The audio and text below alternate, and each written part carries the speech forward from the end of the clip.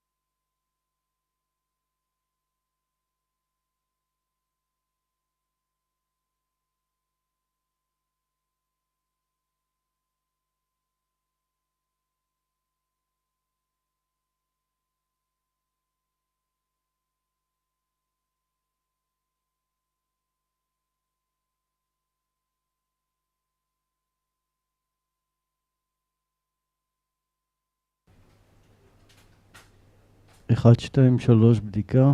אני רואה שזה בסדר. מה זה ABUV בעברית? לא יכול לעלות, אנחנו אותו טלפון. תעשה סאונד של ABU. לא, אתה רוצה לשמוע סאונד? עשו לו מקודם סאונד, אבל נעשה אותם. תגידו לי, רפי רשת.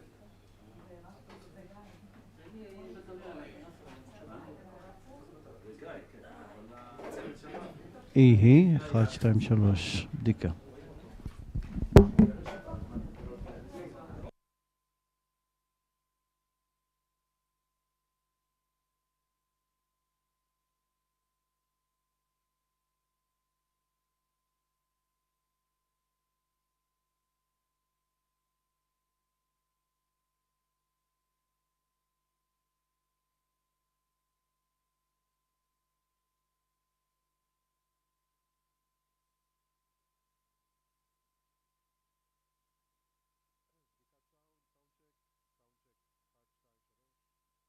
סאונד צ'ק, 1, 1, 2, 1, 2, 3, 4, 5, 6, סאונד צ'ק, 1, 1, 1, 1, 2, 1, 2, 3, 1, כן, כן, זה הרגיל.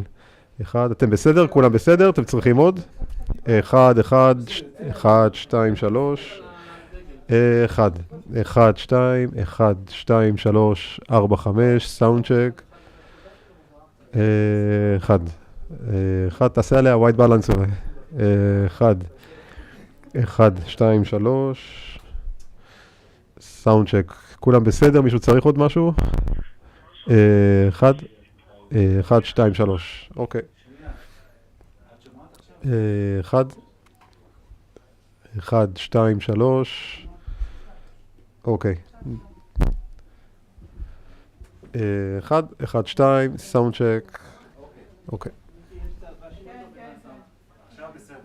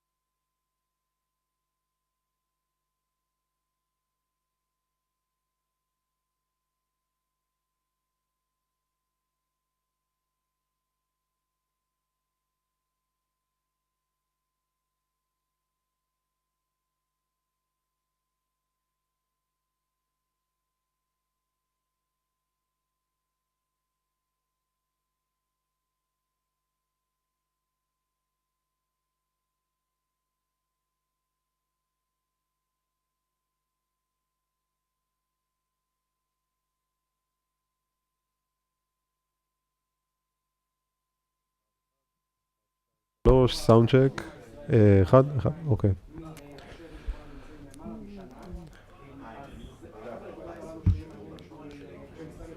1, 1, 1, 2, 1, סאונד צ'ק, 1, 2, 3, 1, 1, 2, אוקיי. כן.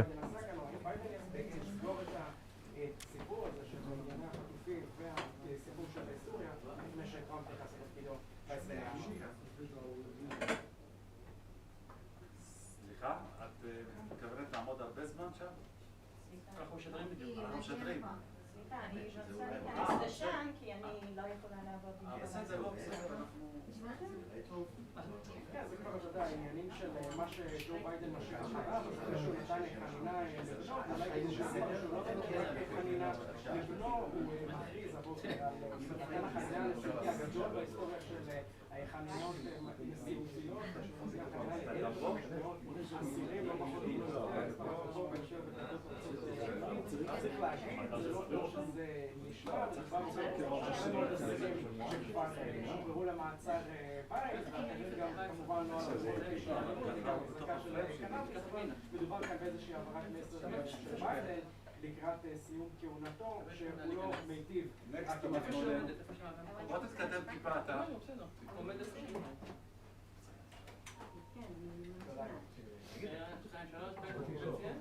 כן, אפשר. אוקיי? תן לה לעבור. תסתכל חם. לא, היה יותר טוב לפנות בוקר.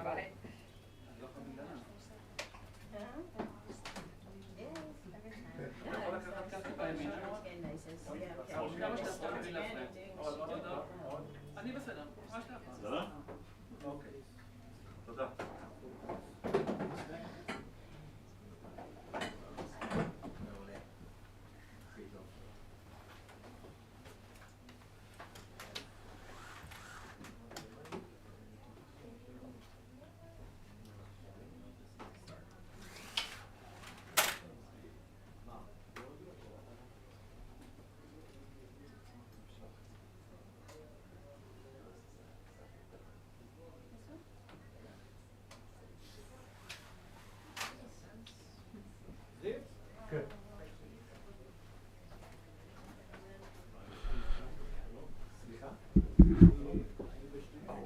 כן, כן. זה בסדר, אני יום את ה... אני בא לטפל בזה.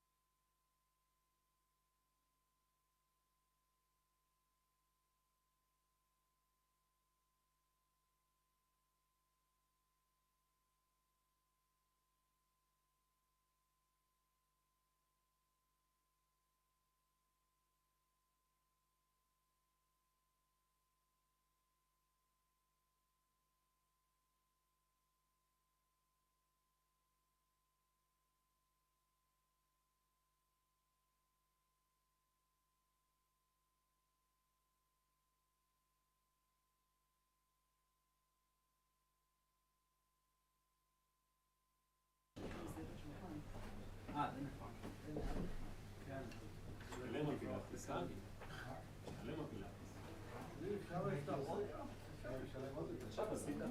עכשיו עשיתי. תשמע, בגבי זה יפה שנצאו לעשות. דעות עם ג'ינס. מה עשית? עד כמה וכמה. האמת סולם. סולם בדגום, אתה יכול לקחת את זה אחרי זה. אפשר לעשות את זה עכשיו? לא מגיע לשם.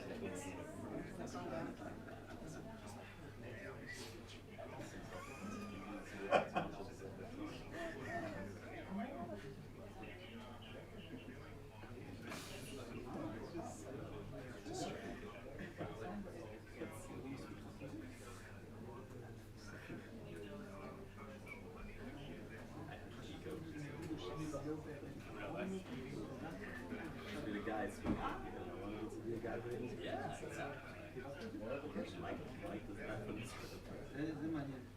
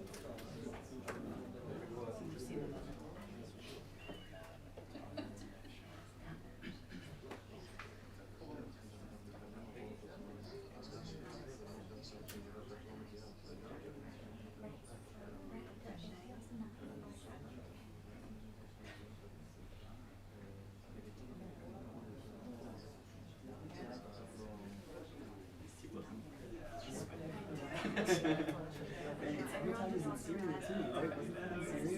Syria? Oh, right, as soon as I responded,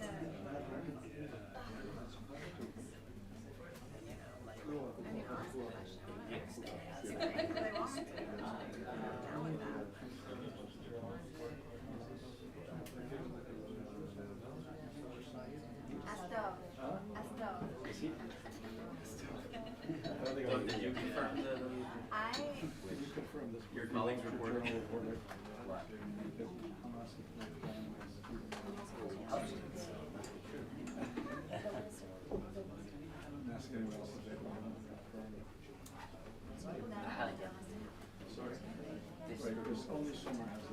A specific skill set to operate. No, good. Good mix. True asset to a team. It's so easy to deal with. No, but she is huge asset, no question. No question. Nobody else says it.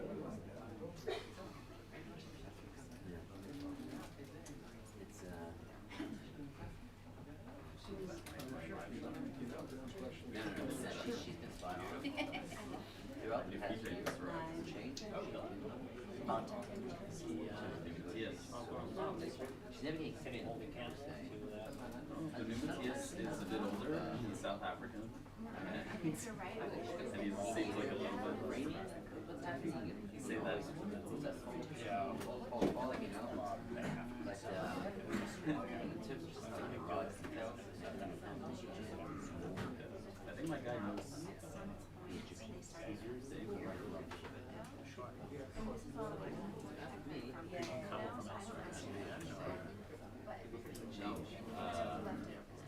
he was mostly with the DVD staff and then he was freelance. Yeah, I agree with you.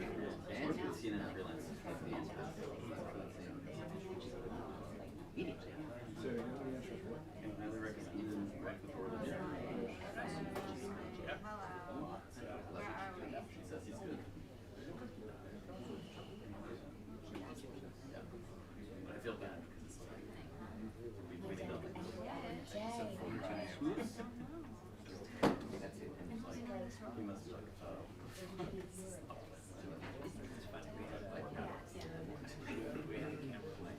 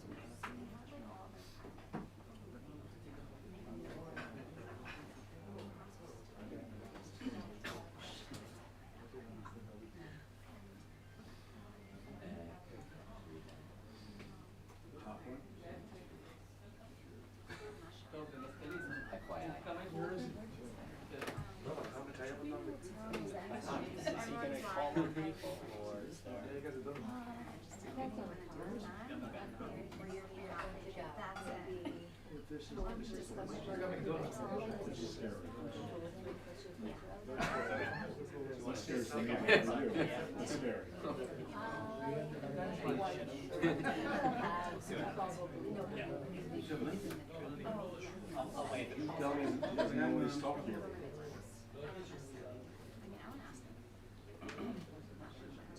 Yeah.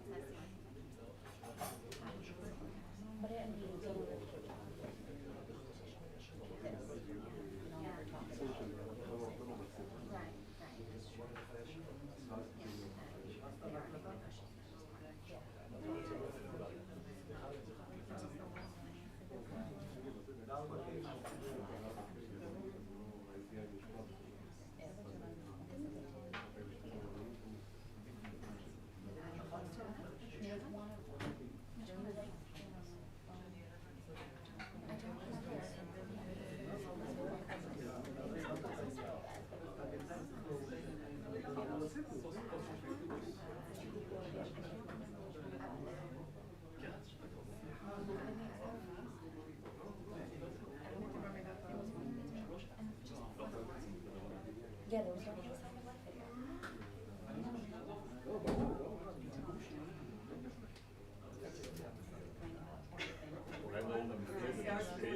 Please make sure your phones are muted. Thank you.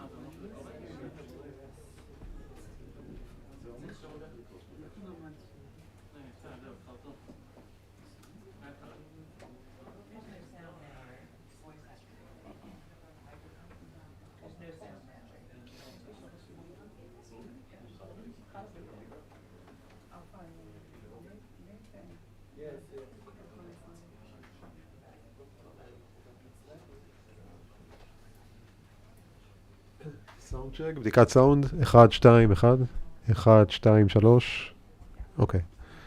בסדר? כולם בסדר? אוקיי.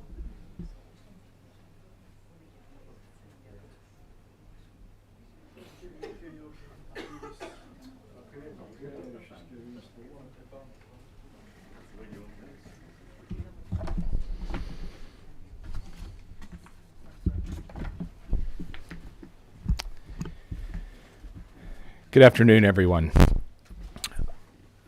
I want to start by taking a moment to reflect on the last year and take stock of where we are.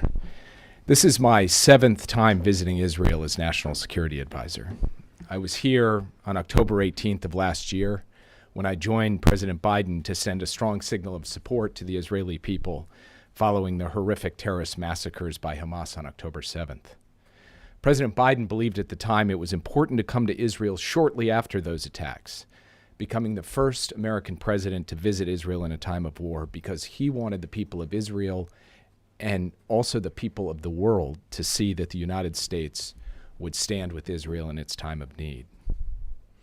A year after that trip, I was with the president in the Situation Room, where for the second time in a period of 5 months, President Biden ordered the U.S. military to take direct action to defend Israel from a significant attack launched by Iran.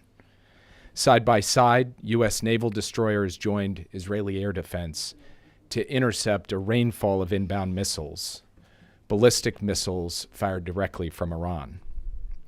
Over the past 15 months, we've remained vigilant to the further threats and attacks from Iran and its proxies, including Hamas, Hezbollah, and the Houthis.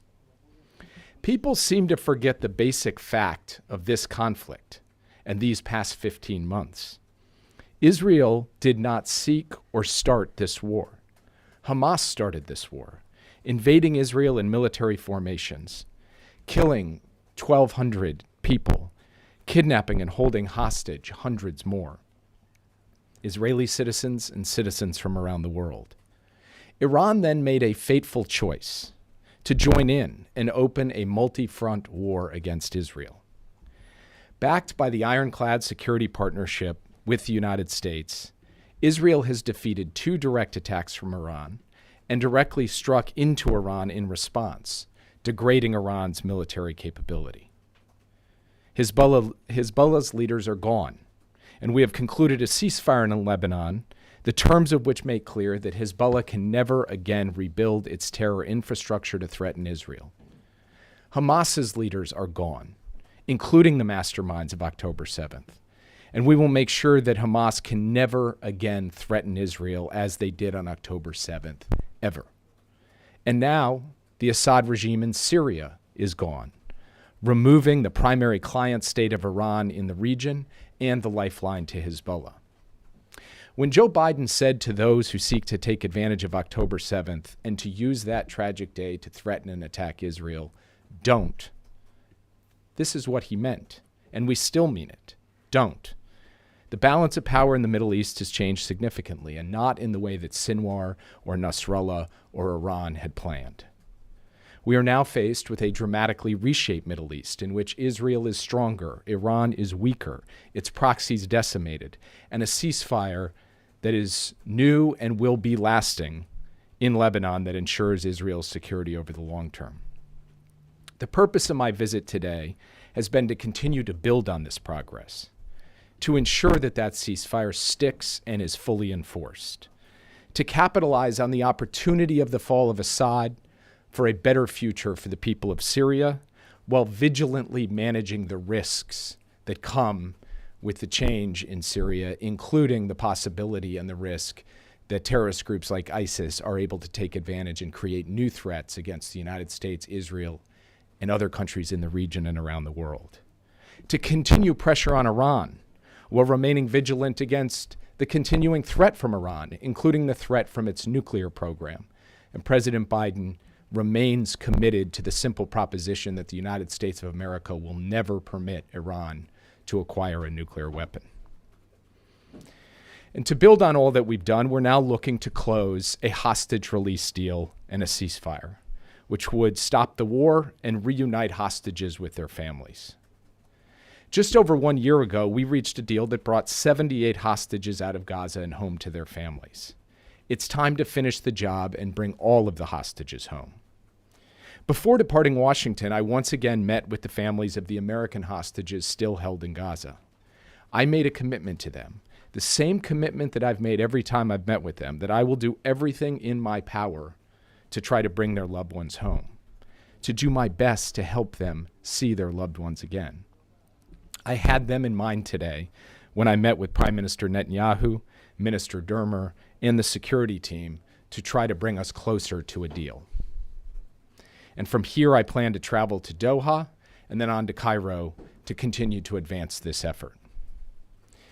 A ceasefire and hostage deal would start bringing those hostages home. It would also allow for a massive surge in humanitarian assistance. We discussed the humanitarian situation and the suffering of Palestinian civilians in Gaza today. We discussed recent steps taken to increase the flow of much-needed assistance and further steps that need to be taken in the days ahead. It is an American commandment and a Jewish commandment that every innocent life has value. I have previously quoted a poem that means a great deal to my family, a poem from John Donne, which says, "Any man's death diminishes me because I am involved in mankind." That is the spirit that the United States has brought to this conflict, to stand up strongly in the defense of the state of Israel and try to reduce suffering of innocent people wherever they may be. We are now in the midst of a political transition. I have been engaging my successor, the incoming National Security Advisor, in a professional and serious way on all of the issues that affect the state of Israel, the threats and the opportunities. And we've had good discussions, constructive and substantive discussions, and those will continue to ensure that there is a smooth handoff on January 20th. There's also something else important in those discussions, which is that it is my personal commitment to ensure that the U.S.-Israel partnership rests on a solid bipartisan foundation going forward. And I'm going to continue to do everything I can to contribute to that because I believe it is in my country's interest and the interest of the state of Israel. So thank you for bearing with me as I set the context for my visit today, report on some of the things we discussed and the current events, and I will be happy to take your questions. Yeah. Hey, Michelle. Do you get the sense that Netanyahu is waiting for Trump to reach a hostage deal? And if so, do you think the hostages can survive till then? I believe that every day brings increasing risk, which is why there's such urgency to try to get this deal. Obviously, we've seen the tragic death of hostages since the massacres of October 7th and over the course of the past 15 months conflict. So as soon as we can close this deal, we should close this deal in the interests of bringing those hostages home. The answer to your first question is no, I do not get that sense. I got the sense today from the Prime Minister. He's ready to do a deal. And when I go to Doha and Cairo, my goal will be to put us in a position to be able to close this deal this month, not later. Now, we've been close before and haven't gotten there, so I can't make any promises or predictions to you. But I wouldn't be here today if I thought this thing was just waiting till after January 20th. I am here today because I believe every day matters, and we're going to use every day we have to try to close the deal as soon as we possibly can. Yeah. Thanks, Jake.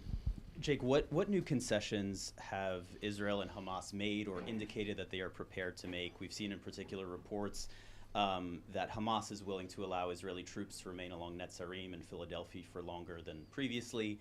Can you confirm that Hamas has provided a list of hostages who they would release? And then just on Syria as well, if you could comment, the Israeli military has conducted nearly 500 strikes in recent days on Syrian military assets.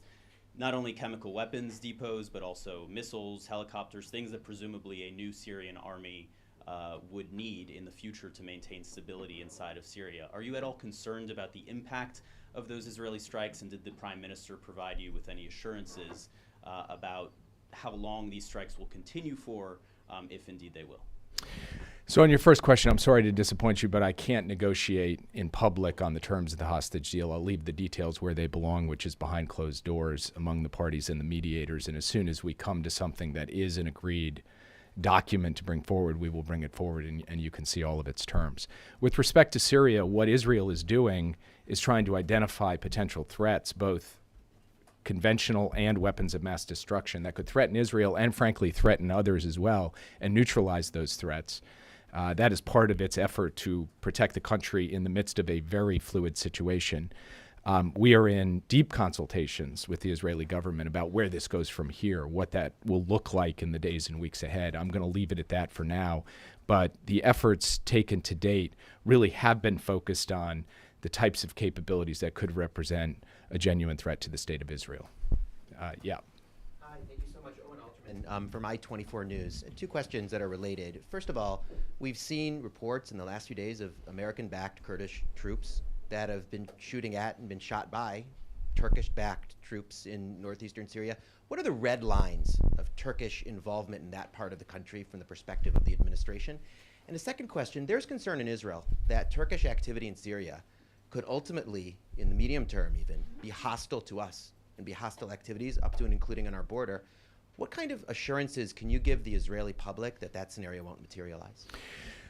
So first, our commitment to our partnership with the Syrian Kurds, especially the Syrian Democratic Forces, is deep and resolute, and that commitment exists because we are in a partnership with them to fight ISIS, and they have been very capable counterterrorism partners, not just in suppressing the threat from ISIS, but also in holding ISIS terrorists in large numbers in detention facilities in eastern Syria, and we want to make sure that that ongoing work is not disturbed.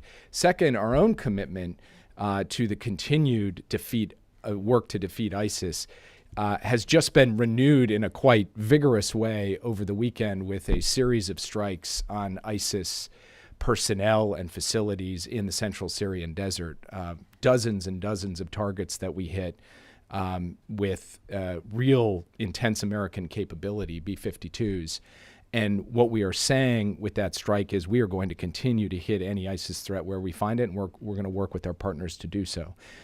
I have learned, maybe both the easy way and the hard way, not to speak about red lines in this part of the world publicly. So I do not intend to do so from this podium, but I do want to just make the point that we are engaged both in consultations with our Kurdish partners. In fact, General Kurilla was just recently very deeply in conversation with our Kurdish partners, and we are in conversations with Turkey as well about our expectations and about what we see as the best way forward. I think those conversations are serious, they're intense, they're ongoing. They have already produced some results, including this de-escalation around Manbij that both Turkey and the Kurds have kind of informally signed up to. All of that is tenuous, it is fragile, it is something that is going to require ongoing work and cultivation, and it is something that we will be very vigilant to as a top priority going forward. But beyond that, I cannot comment further today. Assurances to the Israeli public about Turkish activity in Syria that won't be hostile to us? So we look at the situation in Syria as having a range of different risks presented, including the potential for fracture in that state, as well as power vacuums that can give rise to terrorist groups that can threaten beyond borders, as well as the potential for groups to be in charge in Damascus who bear hostile intent to outside forces, including to neighbors like Israel. All of those are possibilities. All of those are risks that President Biden has spoken to publicly and that we are dealing with partners on privately, including dealing with the Turks, who do have some measure of influence here, and where we have set out our views and expectations. But again, given the nature of the situation, given the sensitivity, given the urgency, it's important, I think, for us to be able to carry out those conversations behind closed doors. As we make progress in them, we will share with you the results. Yeah. Jake Sanchez from NBC News. I know you're not going to negotiate in public here, but there does seem to be more flexibility from both Israel and Hamas right now. What do you attribute that to? Is it the killing of Sinwar? Is it the weakening of Hezbollah? Is it President-elect Trump injecting urgency into this? And just on Syria, the Israeli government is saying its presence in the buffer zone and outside of it, inside Syria itself, is temporary. Do you believe them that it's temporary? Did the Prime Minister give you a sense of what conditions would need to be met before Israel would withdraw? We didn't go into deep detail on the conditions other than to say that those conditions would require Israel to feel that the kinds of understandings that were in place before the fall of the Assad regime to ensure stability, predictability, and security for Israel are put back into place. And yes, we do have every expectation that it will be temporary. The Prime Minister, the Israeli government have made that point, not just to the United States, but have made that point publicly. And we take them at their word that that is the intention here as we work through a new arrangement that can ensure that Israel is secure in light of the risks that have been laid out in previous questions. There are any number of reasons for why contexts change in negotiations, especially in a situation as fluid as this. But I would point out that Hamas's posture at the negotiating table did adapt following the announcement of the ceasefire between Israel and Lebanon. Why is that?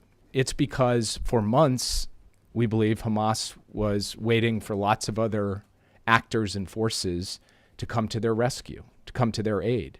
And when we got that ceasefire, it was clear that the Northern Front had been decoupled from Gaza. And from that moment forward, we've had a different character to the negotiation. And we believe that it puts us in a position to be able to close this negotiation.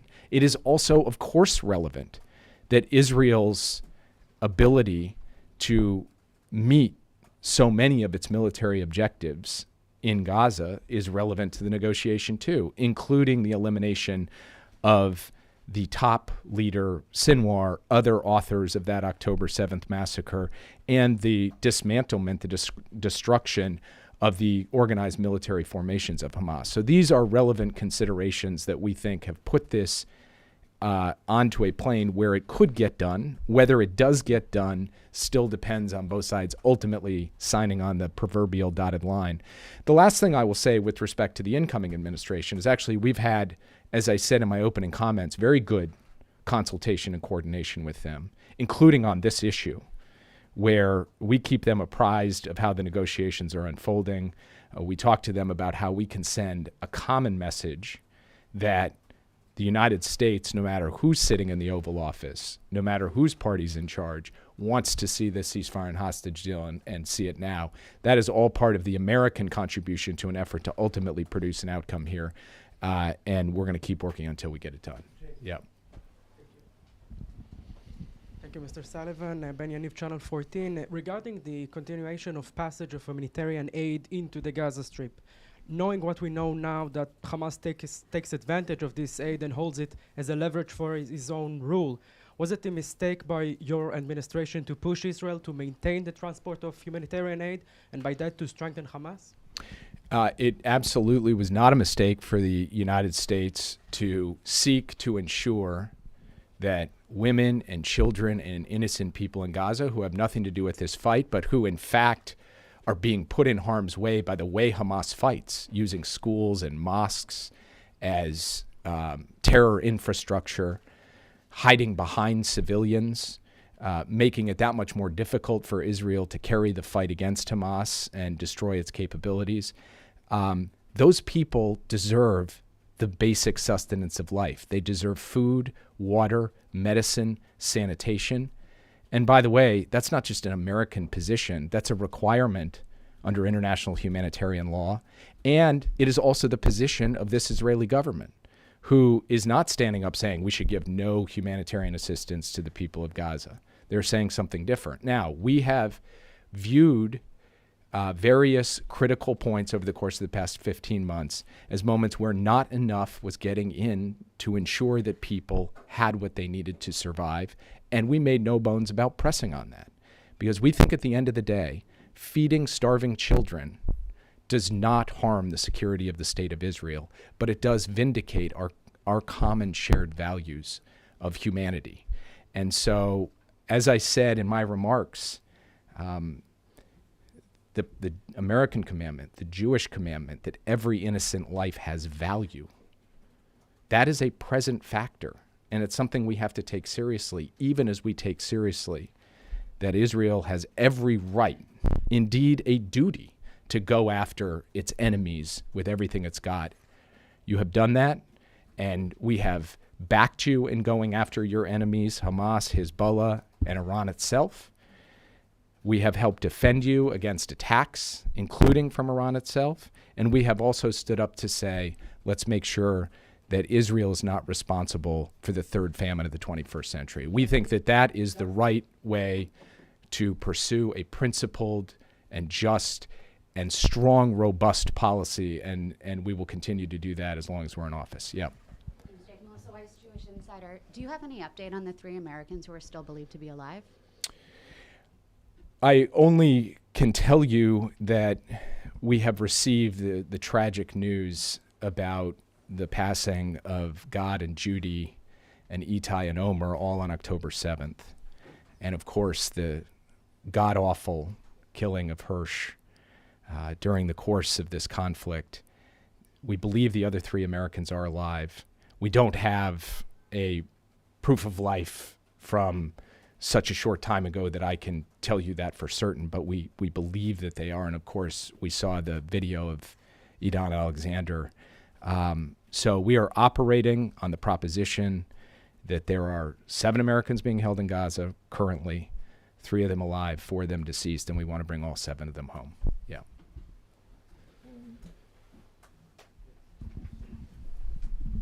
Thank you. Itamar Eichner from Yediot Achronot and Ynet. I wanted to ask you if there is a linkage between the hostage deal and the ceasefire deal and the normalization between Israel and Saudi Arabia. Is it realistic to bring about a deal, a normalization deal, before January 20?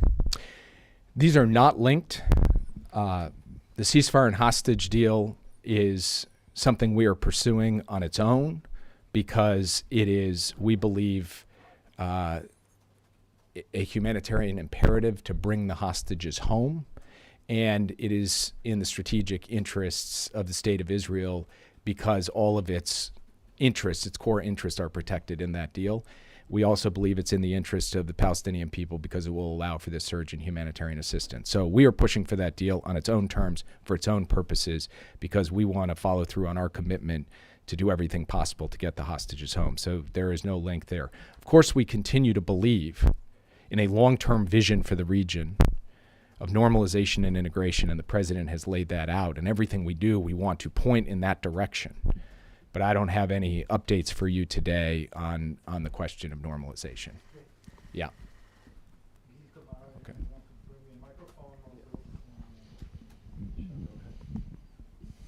Thank you. Gil Tamari, Channel 13 Israel. I would like to follow up on one of my colleague questions. The Prime Minister said today that Israel will continue to hold the territory in the buffer zone until there will be a governed force in Syria that will be able to oblige to the 1974 agreement. And as you may know, this might take years. So I would like to know if the United States is satisfied with the long-term Israeli possession of the buffer zone, and also is the G7 statement relay also to Israel when it talking about the territory of Syria. And I know you cannot take us into the negotiation regarding the hostage, but can you give us the feeling? What makes you this time a little bit more optimistic? I know you hate to use the word hopeful, but what makes you this time a little bit more optimistic? So first on the question of Israel's move into that border zone in Syria, this is a fluid situation, fast moving. I would submit that everyone in this room, both sitting in these chairs and behind the cameras, was not thinking about the fall of Assad 1 month ago. So that's how fast things are moving. What Israel saw was an immediate threat.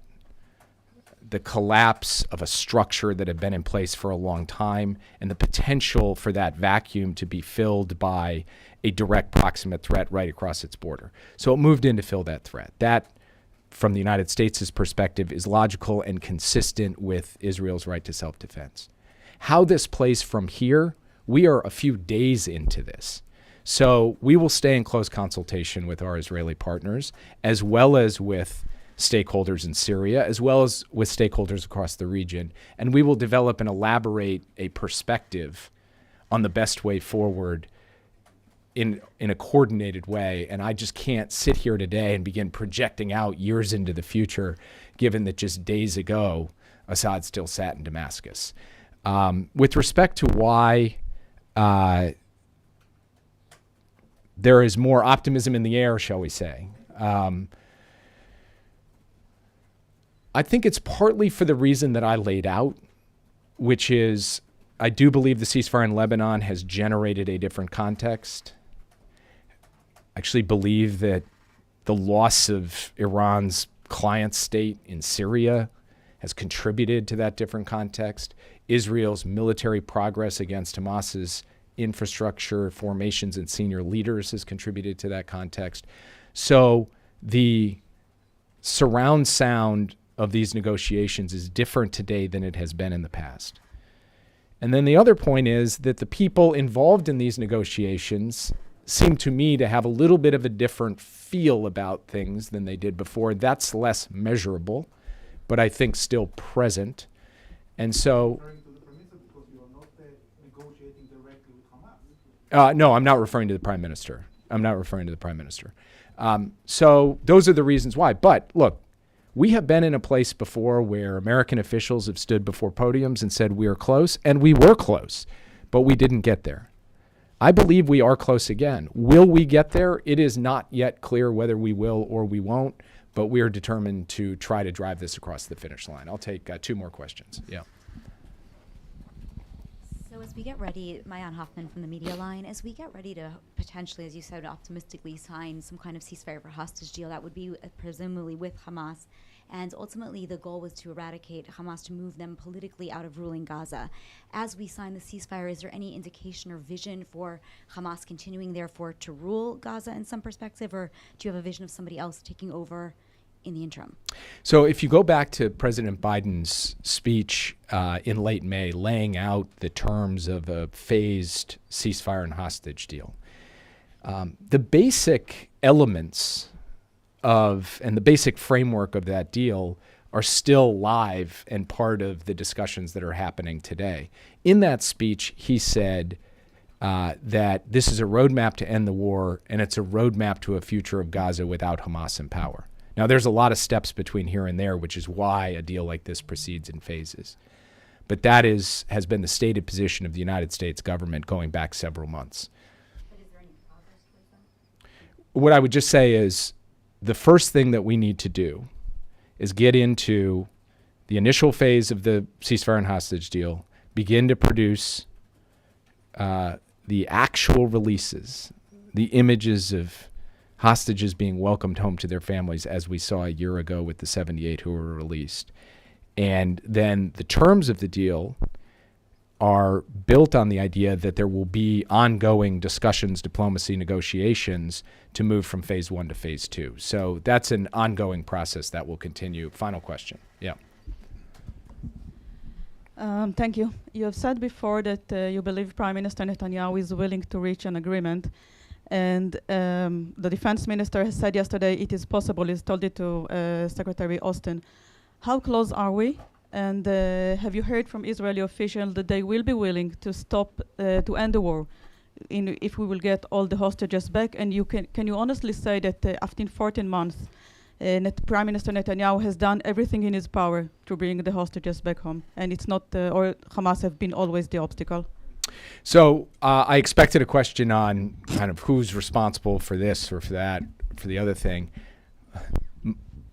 I view my job and America's duty as taking where we are today, which is close, I believe close, and bridging that final distance until we actually get into a deal. Again, I want to reinforce that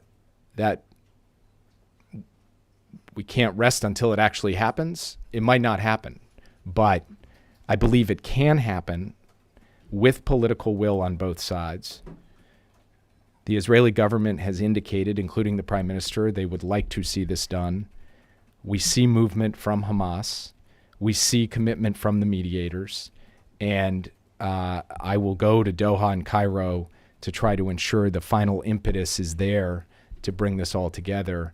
Beyond that, I'm not going to characterize the state of play other than to say the reason that we are so determined to do this is at one level fundamentally human, which is to get people safely home to their families, and to create calm for a period where suffering people in Gaza can get relief. But it is at another level deeply strategic. We think it is in the American strategic interest as well as in the strategic interest of Israel to do this deal. That's true of the current administration. It is true of the incoming administration. It is true across the aisle in the United States. And that's why we're going to continue to work together to try to get this done. Thank you all very much.